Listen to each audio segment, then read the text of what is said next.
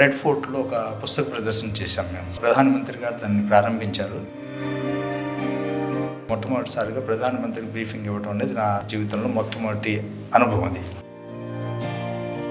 ఇప్పుడు మణిపూర్ బోర్డర్స్ ఏరియాలు, అలాగే కాశ్మీర్ బోర్డర్స్ ఏరియాలో కూడా వెళ్ళి ఆ కార్యక్రమాలు జరుగుతుంటూ ఆ విలేజెస్లో ఉన్న వాళ్ళందరికీ ఉత్తేజం కలిగి మన సాహిత్యం పట్ల కొంచెం అభిరుచి కలగటం. 1968లో ఫస్ట్ సాహిత్య అకాడమీ ఫెలోషిప్ సర్వేపల్లి రాధాకృష్ణ, దాని తర్వాత డిఆర్ బెండ్రే గారి 69లో ఇచ్చాం. Harekrushna Mahtab Orissa first chief minister, అలాగే ఒరిస్సా ప్రొవిన్స్కి last prime minister. Srini Viswanathan, ఆయన వయసు 91 సంవత్సరాలు. వారి ఉన్న 91 సంవత్సరాల వయసులో 60 సంవత్సరాల పైచర్లకి సుబ్రహ్మణ్య భారతి మీదే ఆయన రీసెర్చ్. ఆలీ సర్దార్ జాఫరీ, ఆయనకి జ్ఞానపీఠ వచ్చింది కరెక్టే, కానీ సాహిత్య అకాడమీ అవార్డు రాలేదు కదా. ప్రతి భారతీయుడు ఒక రిక్షా తొక్కేవాడి దగ్గర నుంచి పెద్ద ఎంత వ్యక్తి అయినా కానీ కనీసం 2 భాషలు తెలుస్తాయి. బ్రిక్స్ లిటరరీ ఫోరం ఆర్గనైజేషన్స్ని, అలాగే లిటరరీ పర్సనాలిటీస్ని పిలిచి పెద్ద ఎత్తున కార్యక్రమం జరిపారు. దాంట్లో భారతదేశం నుంచి నన్ను, అలాగే సాహిత్య అకాడమీ అధ్యక్షులు శ్రీ మాధవ్ కౌశిక్ గారిని పిలిచారు.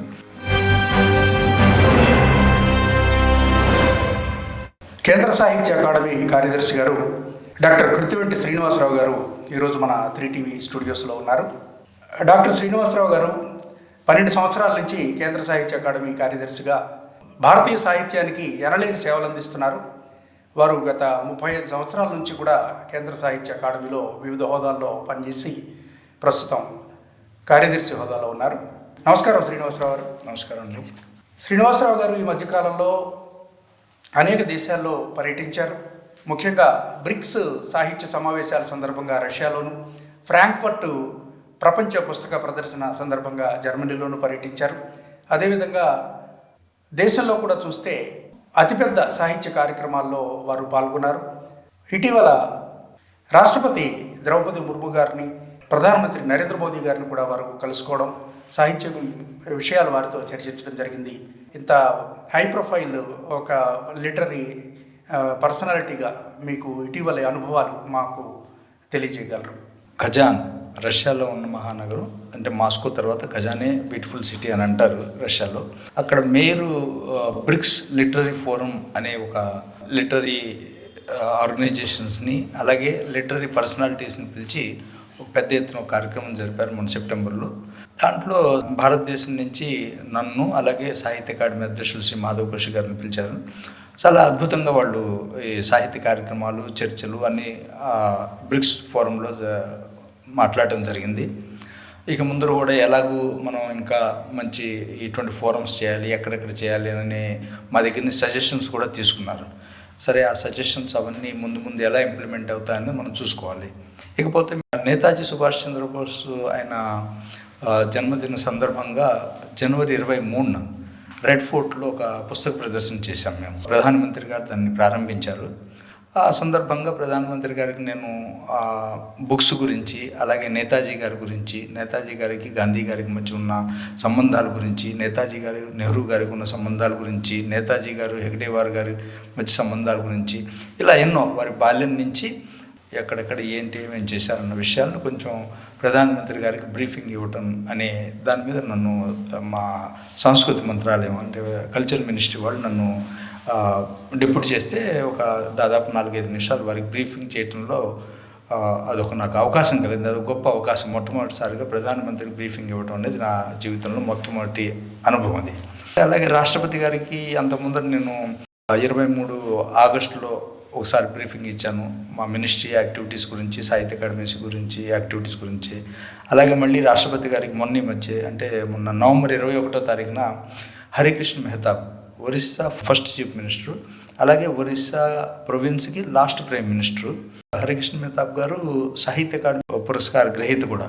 అందువల్ల వారి ద్వారా రాయబడినటువంటి గ్రంథాలని ఏ భాషల్లో అనువాదించబడినాయి ఏమిటి వాటి గురించి కూడా రాష్ట్రపతి ద్రౌపది ముర్ము గారికి బ్రీఫింగ్ ఇవ్వడంలో అదొక అవకాశం కలిగింది. రాష్ట్రపతి గారు కూడా ఒరిస్సాకి చెందిన వారు. అదే మెహతాబ్ గారి గురించి బాగా చదివి ఉంటారు చిన్నప్పటి నుంచి. డిసెంబర్ 11 సుబ్రహ్మణ్య భారతి జయంతి సందర్భంగా ప్రధానమంత్రి గారి ఇంట్లోనే ఒక లిమిటెడ్ గ్యాదరింగ్ పిలిచేవారు. ఆ టైంలో శ్రీని విశ్వనాథన్, ఆయన వయసు 91 సంవత్సరాలు. వారే కదా భారతీయ సకల రచనలు. వారి ఉన్న 91 సంవత్సరాల వయసులో 60 సంవత్సరాల పైచర్లకి సుబ్రహ్మణ్య భారతి మీదే ఆయన రీసెర్చ్ కంప్లీట్. దాదాపు 1 నుంచి 16 వాల్యూమ్స్ కంప్లీట్ మహాకవి భారతీయార్ వర్క్స్ తీసుకొచ్చారు. అలాగే 17-18 వాల్యూమ్ అనే మటుకు బ్రిటిష్, అంటే in the eyes of British Raj Subramania Bharati ఏంటి అనే విషయాల మీద, అంటే వారు రాసిన రిపోర్టర్స్ అవ్వండి, న్యూస్ పేపర్ క్లిప్పింగ్స్ అవ్వండి, వారి మీద రాసిన ఆర్టికల్స్ అవ్వండి, వారు రాసిన అటువంటివి 2. ఈ మొత్తం కలిపి 18 వాల్యూమ్స్ ఆల్రెడీ ఇంతకుముందు 2019 దాకా పబ్లిష్ అయినవి. 11వ తారీఖున ప్రధానమంత్రి గారు మిగిలిన 5 వాల్యూమ్స్ను కూడా వారు రిలీజ్ చేశారు. అంటే టోటల్ 23 వాల్యూమ్స్. ఒక వ్యక్తి 23 వాల్యూమ్స్ ఆయన జీవితం మొత్తం దానికి ధారపోసి సుబ్రహ్మణ్య భారతి గారి గురించి మొత్తం మనకి అలా తమిళ భాషలో ఉపలబ్ధం. దాన్ని ఇప్పుడు వేరే భాషలో అనువదించబడితే మొత్తం దేశానికే అందరికీ తెలుస్తుంది. సుబ్రహ్మణ్య భారతి గురించి చదవాలంటే 23 వాల్యూమ్స్ చాలు. అద్భుతం అండి. ఒక భారతీయ రచయిత అంటే ఒక పెద్ద సంస్థ చేయాల్సిన పని ఆయన ఇండివిజువల్గా ఎంతో కష్టపడి ఎన్నో ఒడిదుడుకులకి తట్టుకుని ఆయన ఈరోజు 23 వాల్యూమ్స్ తీసుకొచ్చారు. వాటిని గురించి కూడా ప్రధానమంత్రి గారికి కొంచెం బ్రీఫ్ చేసే అవకాశం వారి ఇంటి దగ్గర పెట్టిన ఎగ్జిబిషన్లో కూడా నాకు అవకాశం కలిగింది. ఈ వృత్తిపరంగా అవ్వచ్చు, నా అదృష్టం కూడా అయి ఉండొచ్చు అనుకుంటూ ఉంటాను ఎప్పుడు.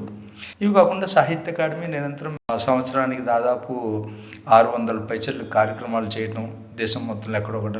బొంబాయిలో కార్యక్రమం జరిగింది, ఫెలోషిప్ ప్రెజెంటేషను, వేదరాహి అని డోగ్రీ, ఉర్దూ, హిందీ, ఇంగ్లీష్ ఈ భాషల్లో రాస్తూ ఉంటారు వారు.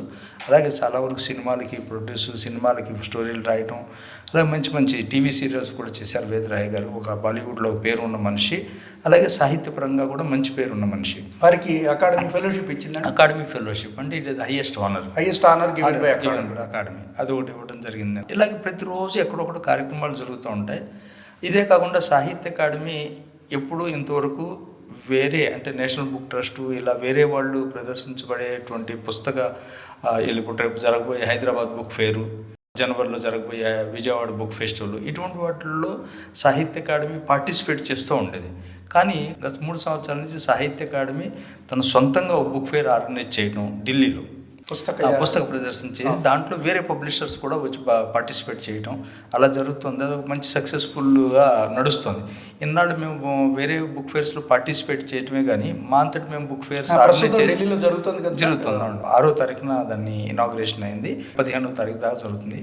ప్రతిరోజు దాంట్లో సాహిత్య కార్యక్రమాలు, సాంస్కృతిక కార్యక్రమాలు, అలాగే బుక్ రిలీజెస్, ఇలా చాలా ఎన్నో ఫెసిలిటీస్ పబ్లిషర్స్కి ఇచ్చాము మేము. వాళ్ళు బుక్ రిలీజ్ చేసుకోవచ్చు ఫ్రీగా. ఇలా ఈ కొత్త టైప్ ఆఫ్ ఎక్స్పెరిమెంట్ గత 3 సంవత్సరాలు చేస్తున్నాం, చాలా సక్సెస్ఫుల్గా ఉంది. అలాగే ఢిల్లీ చుట్టుపక్కల ఉన్నటువంటి ప్రైవేట్ పబ్లిషర్స్ కూడా దాన్ని మంచి పాజిటివ్గా యాక్సెప్టెన్స్ చేసి వారే వచ్చి ప్రతి సంవత్సరం పార్టిసిపేట్ చేయటం అని జరుగుతుంది. అదొక కొత్త అడిషనల్ వాల్యూ సాహిత్య నూతన కార్యక్రమం. తప్పకుండా ఒకటి గ్రామాలోక్ అనే కార్యక్రమం నేను ఒకటి స్టార్ట్ చేశాను. గ్రామాలోక్ అంటే ఆలోక్ అంటే ప్రకాశం, అంటే గ్రామాల్లో ఉన్నటువంటి ప్రకాశం అంటే talent. Village outreach programme ఇది. యాక్చువల్లీ చూస్తే ఎంతసేపు వాళ్ళు పేపర్లో పెద్ద పెద్ద రచయితల గురించి చదువుకుంటూ ఉంటారు, వాళ్ళని చూసే అవకాశం వాళ్ళకి దొరకదు. కేంద్ర సాహిత్య అకాడమీ గ్రామ స్థాయికి వెళ్ళి గ్రామాల్లో ఉన్న సాహిత్య సృజనకారులను చేరుకోవడం అంటే గొప్ప. అది చాలా సక్సెస్ఫుల్గా నడుస్తుంది. అంటే మారుమూల గ్రామాల్లో కూడా వెళ్ళి, ఇప్పుడు మణిపూర్ బోర్డర్స్ ఏరియాలు, అలాగే కాశ్మీర్ బోర్డర్స్ ఏరియాలో కూడా వెళ్ళి ఆ కార్యక్రమాలు జరుగుతుంటూ ఆ విలేజెస్లో ఉన్న వాళ్ళందరికీ అదొక కొత్త వాళ్ళకి ఉత్తేజం కలిగి మన సాహిత్యం పట్ల కొంచెం అభిరుచి కలగటం, ఇలా బాగా గ్రామాల్లో కార్యక్రమాలు మంచి సక్సెస్ఫుల్గా నడుస్తుంది. ఇవి కాకుండా ఇలా ఇంటర్ జోనల్ కార్యక్రమాలు, అంటే eastern and western writers meet, అలాగే western and southern writers meet, north east and southern writers meet, ఇలా ఇంటర్ జోనల్ అంటే మన సదర్న్ రైటర్స్ ఈస్ట్ జోన్కి వెళ్ళి అక్కడ ప్రదేశాలను చూడటం, అలాగే అక్కడ ఉన్న కార్యక్రమాల్లో వాళ్ళు మాట్లాడుకోవటం, డిస్కషన్ చేయటం, వేరు ఇలా ఒకళ్ళకి వాళ్ళు అక్వైంట్ అవుతూ కూడా ఉండొచ్చు. ప్లస్ రెండోది అక్కడ కల్చరు, అక్కడ లిటరేచర్ వాటి గురించి అవగాహన కూడా కలుగుతూ ఉంటుంది. ఇలా ఇటువంటి ఒకటి కొత్త స్టార్ట్ చేసాం. పబ్లికేషన్ స్కీమ్లో కూడా బాగా దాదాపు 500 పైచర్లుగా ప్రతి సంవత్సరం ప్రతిరోజు ఒక పుస్తకం ప్రచురిస్తుంది. 500 పైచర్లు పుస్తకాలు పబ్లిష్ అవుతుంది. Last year near about 550 books అయినాయి. అంటే ప్రతి 16-17 గంటలకు ఒక పుస్తకం, 2 పుస్తకాల వరకు అనుకోవచ్చు. అలాగే సేల్స్ కూడా చాలా ఇంప్రూవ్ అయింది. గత 3-4 సంవత్సరాల నుంచి 18 కోట్లు వార్షికంగా 18 కోట్ల వాల్యూ. అంత ముందర 8 కోట్లు. ఇలా రోజు రోజు కొంచెం పెరుగుతూనే ఉంది. అద్భుతం. అంటే దీనివల్ల ఏంటంటే సాహిత్యం పట్ల అభిరుచి పెరుగుతోంది అని ఒక సంకేతం కూడా తెలుస్తుంది. యువతరం కూడా బాగా చదువుతున్నారు. అది అంటే మన డిజిటల్ యుగంలో కూడా ఫిజికల్ బుక్స్ ని పఠనం అనేది ఏమి అంత డిక్లైన్ అవ్వలేదు అనేది ఆ పుస్తకాల విక్రయం గురించి చూస్తే పెరుగుతూనే ఉంది తప్ప తగ్గేది కాదు. అదే రచయితల సెంటనరీస్ అంటే జన్మశతి సెంటనరీస్ చేస్తున్నాం. మొన్న ఈ మధ్య కారా మాస్టర్ దగ్గర మీద అలా జరుగుతూ ఉన్నాయండి. అన్ని కార్యక్రమాలు బాగానే ఉంది. అకాడమీ మీరు 365 రోజులు ఈ పడే కష్టము, పుస్తక ప్రచురణ, లేకపోతే ఫెలోషిప్ల కోసం పెద్ద పెద్ద వాళ్ళని లొకేట్ చేసి వాళ్ళ ఇళ్ళకు కూడా వెళ్ళి సాహిత్యంలో అగ్రశ్రేణి సృజనకారులందరికీ ఫెలోషిప్లు ఇవ్వడం, అలాగే భాషా సమ్మానం ఇవన్నీ ఉండగా మామూలుగా సమాజంలో రచయితలంతా కూడా వాళ్ళ సాహిత్య అకాడమీ పురస్కారం పొందడం అనేది వాళ్ళ జీవిత ఆశయంగా భావిస్తారు. ఆ విధంగా ఎన్ని రకాల పురస్కారాలు ఉన్నాయి సార్ సాహిత్య అకాడమీ? మీరు చెప్పినట్టుగా ఇది కరెక్ట్ అండి. ఇది ఎందుకంటే ఎంత పెద్ద రచయిత అయినా తన జీవితంలో ఒక కోరిక సాహిత్య అకాడమీ పురస్కారం కావాలని. ఎంత పెద్ద వేరే అవార్డులు వచ్చినా కూడా సాహిత్య అకాడమీ అవార్డు ఎప్పటిదాకా రాదో వాళ్ళకి అంత సంతృప్తి ఉండదు అనేది 1-2 విషయాల్లో కూడా. ఎవరికైతే సాహిత్య అకాడమీ అవార్డు దొరకకుండా జ్ఞానపీఠ వచ్చినప్పుడు వాళ్ళ నోటి ద్వారా అన్న విషయాలు కూడా ఉన్నాయి. ఇప్పుడు అలీ సర్దార్ జాఫరీ ఆయనకి జ్ఞానపీఠ వచ్చింది. ఆయన ఒకసారి ఒక ఉర్దూలో మంచి పెద్ద రచయిత. ఆయన అన్నమాట ఏంటి, షీన్ కాఫ్ నిజాం అని జోధ్పూర్లో ఉర్దూలో పెద్ద కవి ఆయనతో ఉన్నారు. జ్ఞానపీఠ వచ్చింది కరెక్టే, కానీ సాహిత్య అకాడమీ అవార్డు రాలేదు కదా. అంటే ఆయనకి అది అసంతృప్తి అనేది రచయితకి అది ఒక పెద్ద ఇదనమాట, రికగ్నిషన్. అందువల్ల సాహిత్య అకాడమీ అవార్డుకి ఎప్పుడు ఆ ప్రెస్టేజ్ అనేది ఈ రోజు వరకు మెయింటైన్. అత్యంత ప్రతిష్టాకరమైన పురస్కారం సాహిత్య అకాడమీ అవార్డు. అలాగే 24 భాషల్లో ప్రతి సంవత్సరం ఇస్తాం. అలాగే సాహిత్య అకాడమీ అనువాద పురస్కారం, అంటే ఒక భారతీయ భాష నుంచి ఇంకో భాషకు అనువాదం చేయబడినటువంటి పుస్తకాలు. ఎందుకంటే భారతదేశం అనువాదం లేకుండా అసలు మూవ్మెంట్ అవ్వలేదు. అవును, మీరు నేను తెలుగు కాబట్టి ఒకే తెలుగులో మాట్లాడుకుంటున్నాం. అదే వేరే ప్లాట్ఫామ్ అయితే ఒక ఇంగ్లీషో హిందీనో ఏదో వచ్చేస్తుంది. భారతీయ సాహిత్యం అనేక భాషల్లో రాయబడినప్పటికీ సాహిత్యం ఒకటే అని రాధాకృష్ణన్ గారు అన్నారు. Indian literature is one though return in many languages అనేది అది స్లోగన్ ఉంది రాధాకృష్ణ. అలాగే మలయాళంలో రాయబడినటువంటి సృజనాత్మకమైనటువంటి ఎటువంటి సాహిత్యం నడుస్తున్నాయో అది మణిపూరి వాళ్ళకి తెలవాలంటే అక్కడ అనువాదం అవ్వాలి. అలాగే మణిపూర్లో రాయబడినటువంటి మంచి కాశ్మీర్లో కావాలంటే అది అనువాదం కావాలి. అనువాదానికి అందుకుని ఈ అనువాద ప్రక్రియను కొంచెం ఎంకరేజ్ చేయడం కోసం ఉమాశంకర్ జోషి గారు జ్ఞానపీఠ అవార్డీ ప్లస్ సాహిత్య అకాడమీ పూర్వ అధ్యక్షులు కూడా వారు ఒక మాట అన్నారు. అది ఆయన జ్ఞానపీఠ వచ్చినప్పుడు ఆయన ఇచ్చిన స్పీచ్లో, every Indian is a bilingual if not a trilingual. ప్రతి భారతీయుడు ఒక రిక్షా తొక్కేవాడి దగ్గర నుంచి పెద్ద ఎంత వ్యక్తి అయినా కానీ కనీసం 2 భాషలు తెలుస్తాయి. ఏదో ఒక విధంగా రాయలేకపోవచ్చు, మాట్లాడడం అయితే ఏదో ఒకటి మేనేజ్ అయిపోతుంది. 2 భాషలు అయితే వచ్చు, ఇఫ్ నాట్ ట్రైలింగ్వల్. ఒకప్పుడు 3 భాషలు కూడా రావాలి. పివి నరసింహారావు గారికి ఎన్ని భాషలు వచ్చు, అటువంటి వాళ్ళు ఎంతమంది 4 మంది ఉన్నారు వ్యక్తులు. అందువల్ల ఈ అనువాదం అనేది చాలా ఇంపార్టెంట్ సెగ్మెంట్. క్రియేటివ్ రైటింగ్ ఎలాగో అనువాదం ప్రధాన పురస్కారం తర్వాత అనువాద పురస్కారం తర్వాత యువ పురస్కారం, బాల సాహిత్య పురస్కారానికి ఉద్దేశం ఏంటంటే చిన్నపిల్లలప్పుడే మంచి సాహిత్యం చదివితే వాళ్ళు పెద్ద అయిన తర్వాత మంచి సాహిత్యకారులు వాళ్ళ నుంచి కొంతమంది అవుతారు. అలాగే వాళ్ళు మంచి వ్యక్తులుగా కూడా వాళ్ళలో వికాసం కలుగుతుందనే ఉద్దేశంతో బాల సాహిత్యానికి కొంచెం ప్రోత్సహించాలని చెప్పి బాల సాహిత్య పురస్కారం ఒకటి. అలాగే యువ పురస్కారం 35 సంవత్సరాల లోపు వాళ్ళకి, ఎందుకంటే వాళ్ళలో కూడా ఒక ఎంకరేజ్మెంట్ సాహిత్యం పట్ల కాకుండా ఫెలోషిప్ అంటే వాళ్ళకి ఇంకేముందండి, యువతకి ఒక ట్రావెల్ గ్రాంట్, ట్రావెల్ గ్రాంట్ అంటే వాళ్ళు వేరే ప్రదేశాలకు వెళ్ళి అక్కడ ఉన్న కల్చరల్ ఇన్స్టిట్యూషన్ విజిట్ చేయొచ్చు, అక్కడ ఉన్న కలుసుకోవడం, వచ్చిన తర్వాత ఏమన్నా ట్రావెల్ కావాలంటే రాసుకోవచ్చు వాళ్ళ అనుభవాల గురించి. ఏమైనా కొత్త విషయాలు తెలుసుకుంటే వాళ్ళ రచనల ద్వారా వాళ్ళకి వాళ్ళు మార్పులు చేర్పులు చేసుకుంటూ. అలాగే ఈ పురస్కారాలు ఇచ్చిన రచనలన్నీ కూడా అకాడమీ ప్రచురిస్తుందా సార్? ఇప్పుడు ప్రస్తుతానికైతే మేము సాహిత్య అకాడమీ పురస్కారం అలాగే బాల సాహిత్య పురస్కారం ఈ 2 పురస్కారాలను పొందిన గ్రంథాలని వేరే భాషలో అనువదించడం అయితే చేస్తున్నాం. ఇప్పుడు బాగా నడుస్తుంది. బాల సాహిత్యం వేరే భాషలోకి అనువదించబడిన తర్వాత వాటి సేల్ పాయింట్ ఆఫ్ వ్యూ కూడా బాగా జరుగుతుంది. వేరే భాషల్లో వాటిని కొనటాలు అవి బాగా జరుగుతుంది. ఎందుకంటే మలయాళంలో ఎటువంటి బాల సాహిత్యం రాస్తున్నారనేది హిందీ వాళ్ళకి తెలుస్తుంది, బెంగాలీలో ఎలా రాస్తున్నారు హిందీ వాళ్ళకి తెలుస్తుంది. అలా కొంచెం ఆదాన ప్రదానంలాగా అన్ని కూడా బాగానే ఉంది. ఈ 4 పురస్కారాలు కాకుండా భాషా సమ్మానం అదేంటంటే మనం ఇప్పుడు 24 భాషలను రికగ్నైజ్ చేసాం. గవర్నమెంట్ ఆఫ్ ఇండియా 22 భాషలను రికగ్నైజ్ చేసింది. ఈ 2 భాషలు సాహిత్య అకాడమీ ఎప్పుడో 40-50 సంవత్సరాల కిందటే రికగ్నైజ్ చేసింది. ఒకటి రాజస్థానీ, రెండోది ఇంగ్లీష్, ఇండియన్ ఇంగ్లీష్ అంటుందండి. భారతీయ ఇండియన్ ఇంగ్లీష్ ఆథర్స్. ఇప్పుడు ఇండియన్ ఇంగ్లీష్ ఆథర్స్ ఏమీ ప్రపంచంలో ఏమి తక్కువే, చాలా పెద్ద వాళ్ళు ఉన్నారు. బుకర్స్ ఏంటి పెద్ద అన్నిటికీ. అందుకని ఇండియన్ ఇంగ్లీషు, రాజస్థానీ ఈ 2 భాషలు కలిపి మొత్తం 24.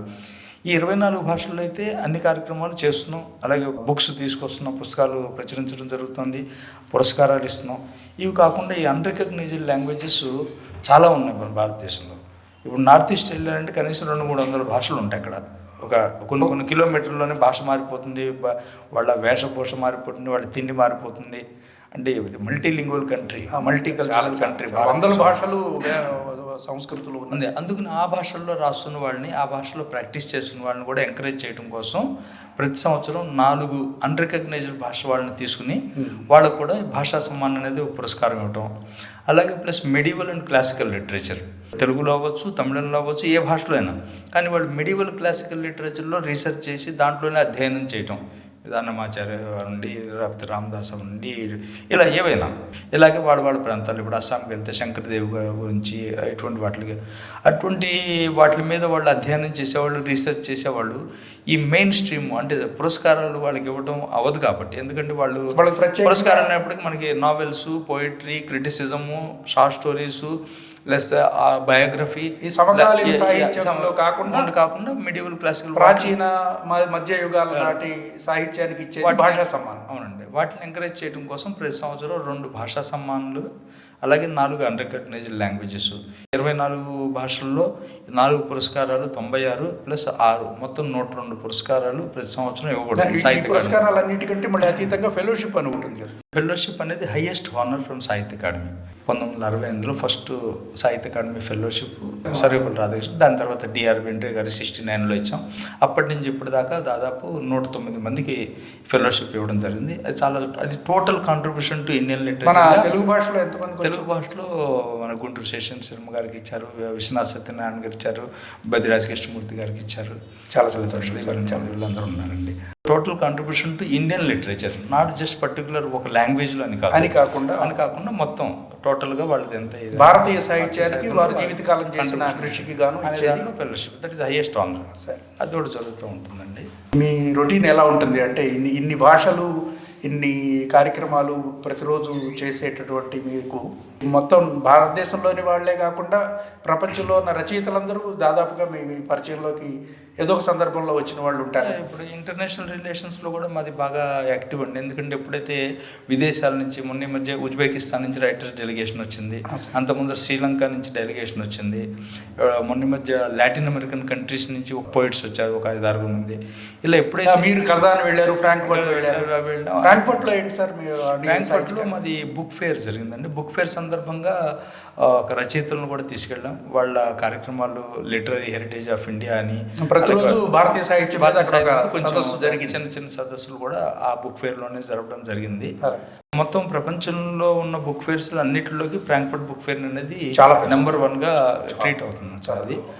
అందుకని దాంట్లో అటువంటి బుక్ ఫేర్లో పార్టిసిపేట్ చేయటం, ఆ సందర్భంగా మన భారతీయ సాహిత్యం గురించి వేరు కోణాల్లో డిస్కస్ చేయటం అనేది ఒక కొత్త అనుభవం. మన భారతీయ రచయితలు కూడా మంచి కొత్త వాళ్ళకి ఒక అనుభవం కలిగి మంచి ఒక అవకాశం కలుగుతూ ఉంటుంది. చాలా సంతోషం సార్. ఇప్పుడు డిజిటల్గా ఆన్లైన్ చదువుకునే వాళ్ళకి అకాడమీ పుస్తకాలు అవైలబుల్గా ఉండడం కానీ అది ఏమన్నా ఆలోచిస్తుంది సార్ అకాడమీ? అది ఆల్రెడీ దాని గురించి 2-3 సంవత్సరాలు కాంటాక్ట్ చేసామండి. ఇప్పుడు జరగబోతుంది అది. అలాగే ఇప్పుడు ప్రముఖ రచయితల చిత్రించేటటువంటి డాక్యుమెంటరీస్ చాలా చేసింది కదా సార్ సాహిత్య అది అకాడమీ దాదాపు అన్ని భాషల్లోనూ. దాదాపు ఇప్పటిదాకా 165, 170 దాకా డాక్యుమెంటరీస్ చేయడం జరిగింది. మన తెలుగు వాళ్ళు బద్రిరాజు కృష్ణమూర్తి గారి మీద చేసాం, కారా మాస్టర్ మీద ఒక ఫిల్మ్ రావడం జరిగింది. సార్ ఇలా మిగిలిన భాషల్లో కూడా ఇలా వస్తూ ఉంటాయి డాక్యుమెంటరీస్. ప్రతి సంవత్సరం ఒక దాదాపు 5-6 డాక్యుమెంటరీస్ రచయితల మీద తీస్తూ ఉంటాం. శ్రీనివాసరావు గారు ఈ మధ్య కాలంలోనే కేంద్ర విద్యాశాఖ మంత్రి సాహిత్య అకాడమీ పుస్తకం ఆవిష్కరించినట్టుగా చూశాను. ఆ వివరాలు చెప్పండి సార్. అవునండి, అది మొన్న ఈ డిసెంబర్ 10వ తారీఖున విష్ణుకాంత్ శాస్త్రి రచన సంచలనం. విష్ణుకాంత్ శాస్త్రి వారు ఉత్తరప్రదేశ్కి అలాగే హిమాచల్కి గవర్నర్గా చేశారు. మంచి పెద్ద రచయిత, హిందీ రచయిత, స్టేట్స్మెన్, పొలిటీషియను. అటల్ బిహారీ వాజ్పేయికి కంటెంపరీగా వారితో పాటు ఉన్న వ్యక్తి. వారి రచన సంచయనం ఒకటి తీసుకొస్తే దాన్ని మొన్న ఈ మధ్య బుక్ రిలీజ్ చేయడం జరిగింది. దాంట్లో విద్యాశాఖ మంత్రి గారు ధర్మేంద్ర ప్రధాన్ గారు పాల్గొని చాలా బాగా మాట్లాడారు. మాట్లాడిన విషయం ఏంటంటే వారికి విష్ణుకాంత్ శాస్త్రి గారితో కూడా వారికి పరిచయం ఉంది చిన్నప్పుడు. చాలా అటువంటివి కూడా ఆ చిన్ననాటి జ్ఞాపకాలను వారికి తెలుసుకుని పుస్తక రచయిత కూడా ఆ సమయంలో ఉన్నారు, సాహిత్య అకాడమీ అధ్యక్షులు కూడా ఉన్నారు, అలాగే సంస్కృతి శాఖ కార్యదర్శి కూడా ఉన్నారు. బాగా జరిగింది ఆ కార్యక్రమం. అది కాకుండా ఇప్పుడు అకాడమీ ఆధ్వర్యంలోనే ఇప్పుడు సిమ్లాలోను భోపాల్లోను ఉన్మేష అద్భుతమైనటువంటి కార్యక్రమాలు, అంటే సాహిత్యానికి ఆల్మోస్ట్ కుంభమేళా లాంటి కార్యక్రమాలు మీరు నిర్వహించారు సార్. అలాగే అదే సందర్భంలో మళ్ళీ సాంస్కృతిక కార్యక్రమాలు కూడా ఉత్కర్ష ఇవన్నీ కూడా నిర్వహించడం జరిగింది. ఆ కార్యక్రమాలు కొనసాగిస్తున్నారా సార్? అది 2022లో మొట్టమొదటిసారిగా సాహిత్య అకాడమీ ఇంటర్నేషనల్ లిటరేచర్ ఫెస్టివల్ చేయడం జరిగింది. 15 దేశాల నుంచి రచయితలు వచ్చారు. అది అప్పటికే అదొక మా సాహిత్య అకాడమీకి ఒక పెద్ద రికార్డు, భారతదేశంలోనూ ఒక రికార్డు. 425 మంది రచయితలు 15 దేశాల నుంచి వచ్చి పాల్గొనడం. దానికి ఉన్మేష అనే పేరు పెట్టి, అలాగే దాని సెకండ్ ఎడిషన్ భోపాల్లో 2023లో ఆగస్టులో చేసాం. అప్పుడు భారత రాష్ట్రపతి దాన్ని ఇనాగ్రేట్ చేశారు, ద్రౌపది ముర్ము గారు. అప్పుడు దాదాపు 550 మంది రచయితలు 120 భాషల నుంచి పాల్గొన్నారు. అది కూడా అప్పుడు ఏషియాలోనే అది బిగ్గెస్ట్ లిటరరీ ఫెస్టివల్. దాని తర్వాత మొన్న మధ్య మార్చి 2024లో దాదాపు 1100 రచయితలు భారతదేశం నుంచి 160-170 భాషలను రిప్రజెంట్ చేస్తూ 180 సెషన్లతో ఒక పెద్ద కుంభమేళా అన్నారు మీరు చూస్తే. అలాగే సాహిత్య మేళాలాగా సాహిత్య కుంభమేళా చేసాం. అది వరల్డ్ రికార్డు కూడా అయింది. అది అంటే ఐన్స్టైన్ వరల్డ్ రికార్డు వాళ్ళు ఒకటి ఇచ్చారు, దుబాయ్ బేస్డ్ వాళ్ళు, వరల్డ్స్ లార్జెస్ట్ లిటరేచర్ ఫెస్టివల్ అని. అలాగే అదే సందర్భంగా బుక్ ఆఫ్ వరల్డ్ రికార్డ్స్ కూడా లండన్ బేస్డ్ వాళ్ళు కూడా ఒక రికార్డు ఇచ్చింది. ఏంటంటే దాంట్లో కంటిన్యూస్గా దాదాపు 100 మంది రచయితలు వాళ్ళ రచనలు చదివారు నాన్ స్టాప్గా. దానికి కూడా ఒక సర్టిఫికెట్, ఆ వరల్డ్ రికార్డ్. సాహిత్య అకాడమీలో కూడా అది హిస్టరీ 1100 రైటర్స్ వరల్డ్ రికార్డ్ అని చెప్పి ఐన్స్టైన్ వరల్డ్ రికార్డ్ కూడా ఇచ్చారు. వరల్డ్ రికార్డుల కోసం కాదు, ఈ రైటర్స్కి ఎక్కువగా వాళ్ళకి పార్టిసిపేషన్ చేయడానికి అవకాశం కలిగించడం. అది ప్రపంచం గుర్తించి తీరవలసిన స్థాయిలో సాహిత్య అకాడమీ కార్యక్రమాలు నిర్వహిస్తోంది. ఇప్పుడు ఈ మధ్య వేరు అంబాసిడర్స్ కూడా అకాడమీ సందర్శించడం, అకాడమీ కార్యక్రమాల్లో పార్టిసిపేట్ కూడా జరుగుతుంది. ఇప్పుడు లిథువేనియా అంబాసిడరు ఆవిడ స్వతహాగా భారత రచయితల్ని ఇతర దేశాలకి పంపించడం కల్చరల్ ఎక్స్చేంజ్ కింద అకాడమీ అవి జరుగుతూ ఉంటాయండి. ఇప్పుడు అది ఒకేషనల్లీ ఎప్పుడైతే అక్కడి నుంచి మన ఇండియన్ మిషన్స్ ఎప్పుడైతే డిమాండ్ చేస్తూ ఉంటాయో అప్పుడు పంపిస్తూ ఉంటాం. సో ఇదంతా కూడా మొత్తం మీద ప్రపంచంలో ఉన్న సాహిత్యవేత్తలు, సాహిత్యకారులు, రచయితలు వీళ్ళంతా కూడా ఒకరికొకరు తెలుసుకోవడానికి, తద్వారా అన్ని సాహిత్యాలు కూడా మరింత సృజనశీలంగా అభివృద్ధి చెందడానికి అకాడమీ ద్వారా మీరు చాలా గొప్ప కృషి చేస్తున్నారు సార్. చాలా సంతోషం సార్ శ్రీనివాసరావు. ధన్యవాదాలు. చాలా సంతోషం. ధన్యవాదాలు.